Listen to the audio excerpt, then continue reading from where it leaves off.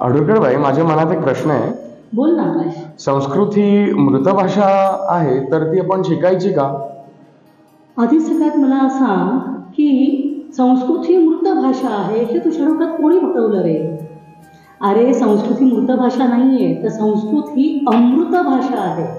अमृत म्हणजे जिचं रसपान केल्यावर आपल्याला अमरत्व प्राप्त होतं. एक सांगू तुला, मरावे परी कीर्ती रूपे उरावे हे आपल्याकडे म्हणतात.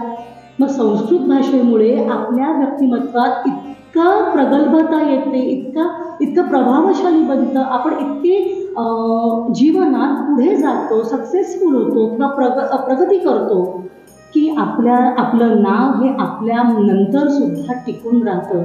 जसं कालिदासाचं नाव आहे, इसवी सन पूर्व 3ऱ्या शतकात होऊन गेला, आजही नाव आहे.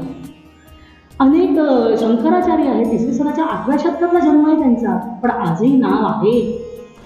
कारण त्यांनी संस्कृत या भाषेतूनच त्यांचं आयुष्य घडवलं. आणि एक सांगू का तुला, मृत भाषा कोणाला म्हणतात की जी बोलली जात नाही, लिहिली जात नाही, त्याला मृत म्हणतात.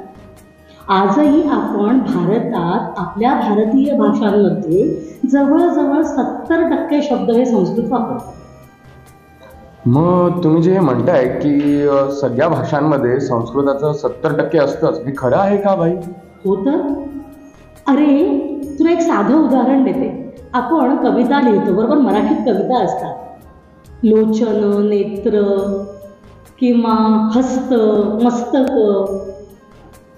हे शब्द वापरले जातात. चरण कमल, श्रीरामाचे चरण कमल अनेकदा ऐकला असेल शब्द, बरोबर? मग हे सगळे शब्द जे आहेत ना, हे सगळे संस्कृतच आहेत रे. आपल्या भारतीय भाषांमध्ये एकतर संस्कृतमधून आलेले शब्द आहेत किंवा त्या भाषेत येताना संस्कृत शब्दांवर काही संस्कार करून आलेले आहेत. उदाहरण देते, आता हस्त किंवा मस्तक हे संस्कृत शब्द आहेत. चिन्ह, ब्राह्मण हे संस्कृत शब्द आहेत. पण सासू, सासरे हे आपण मराठीत वापरतो. मग सासू हा शब्द श्वश्रू या संस्कृत शब्दावरून आलाय. श्वशुर हा शब्द श्वशुर शब्दावरून सासरे हा शब्द आलाय. भगिनी बहीण, हस्त हात, केश केस, कर्ण कान, हे अनेक शब्द आहेत. अरे असं ग्रास घास, आपण घास घेतो ना, त्याला ग्रास म्हणतात. तुमच्या असं इंग्लिश मधलं ग्रास वेगळं बरं का, ते नाही कोणी खात. बरोबर आहे, बरोबर. तर संस्कृत ही भाषा प्राचीन आहे, आउटडेटेड, सॉरी संस्कृत कालबाह्य आहे का? अरे अजिबात मुळीच नाही. तू मला सांग, ज्या भाषेतलं तत्वज्ञान आजही जीवनात मार्गदर्शक आहे, आपली गीता ही आजही जीवनात मार्गदर्शक आहे. मॅनेजमेंटल स्टडीजसाठी तिचा उपयोग तिला शिकवलं जातं. आपल्याकडे नाही तर बाहेरच्या देशात सुद्धा युनिव्हर्सिटीजमध्ये गीतेचं अध्ययन केलं जातं. अनेक ग्रंथ आहेत, खगोलशास्त्रावरचे आहेत, तुझ्या स्थापत्यशास्त्रावरचे आहेत. अनेक ग्रंथ असे आहेत. आपला आयुर्वेद आहे जे अत्यंत म्हणजे काय म्हणायचं त्याला, विकसित आहे. अतिशय विकसित असलेला आयुर्वेद आपण मागे सारलंय. का सारलंय तर ते तुम्हाला पटकन रिझल्ट देत नाही, असं नसतं. जेव्हा समूळ रोग नष्ट करायचा असतो तेव्हा वेळ लागतो. कोणतीही गोष्ट जेव्हा खूप खोलात जाऊन करायची असते तेव्हा वेळ लागतो. मग इतकंच कशाला, त्या आयुर्वेदावर संशोधन होऊन आजही औषधांवर रिसर्च केला जातो, संशोधनं केली जातात. त्याच्यावर काय म्हणायचं त्याला, अनेक रोगांवर त्याचा इलाज शोधला जातो. त्याचा बेस पण आहे आयुर्वेदच आहे रे. जर्मनीमध्ये हे मोठी संशोधनं झाली. हे सगळं फार्मसीचं हे झालं, म्हणजे काय म्हणायचं त्याला, औषधांच्या कंपनीज निघाल्या. त्यांनी इकडचे ग्रंथ तिकडे नेले आणि स्वतःचा विकास केला. मी हे धाडसी विधान करते असं वाटेल तुला, पण हे खरं आहे.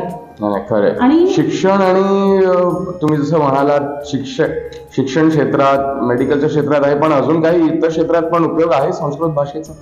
हो ना, मी तुला सांगितलं ना की मुळात जगायचं कसं हे संस्कृत शिकवते.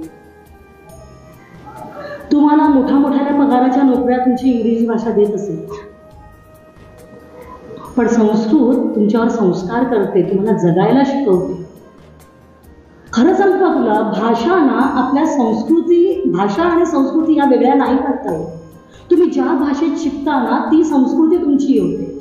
आणि आज आपलं दुःख असं आहे की इंग्रजी माध्यमांच्या शाळा म्हणजे अनेक मुलं ही इंग्रजी माध्यमांच्या शाळेत हल्ली घातली जातात. त्या मुलांना काही कळत नाही.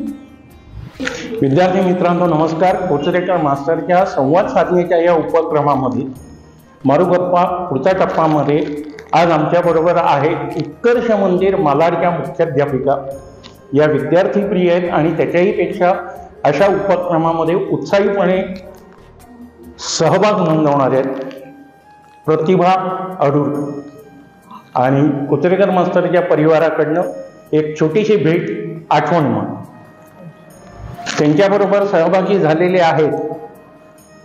यांचं नाव आहे श्री आकाश बोपके. हे उत्कर्ष मंदिर मालाडच्या विद्यार्थ्यांना व्यवसाय मार्गदर्शन करतात आणि इंग्रजीच्या कम्युनिकेशन स्किल म्हणजे संवाद कौशल्याबद्दलही मार्गदर्शन करतात. त्यांनी या उपक्रमात सहभागी होऊन आम्हाला जे सहकार्य केलंय त्याबद्दल आकाश बोपकेंना कोचरेकर परिवाराकडे धन्यवाद.